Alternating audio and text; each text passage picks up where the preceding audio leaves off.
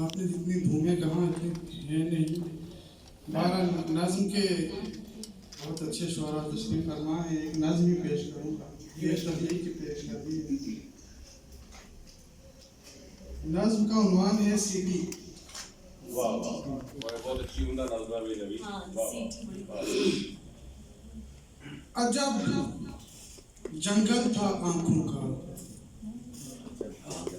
अजब जंगल था आंखों का, जहां कोई निगाह भी नक्श मेरे देखने खिलती नहीं थी। सब परिंदे मेरी बोली जानते थे, फिर भी मुझसे बात करने की उन्हें ख्वाहिश नहीं थी। हर दरिंदा जिस्म मेरा देखते ही शोर करता था। अजब जंगल था आंखों का। गुजर होता मेरा जिस रास्ते से, टहनियां अशजार की बेजारगी से टूट जाती थी। हवाएं सीढ़ियां तरतीब देती थी। गुजर होता मेरा जिस रास्ते से, टहनियां अशजार की बेजारगी से टूट जाती थी।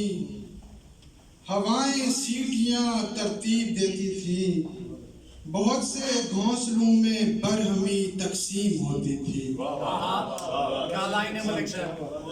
बहुत से घोंसलों में बरहमी तकसीम होती थी। वहाँ बीमार जहनों की कोई तीमारदारी तक न करता था। जो जंग आलूद दिल होते थे उनकी मांग बढ़ती थी।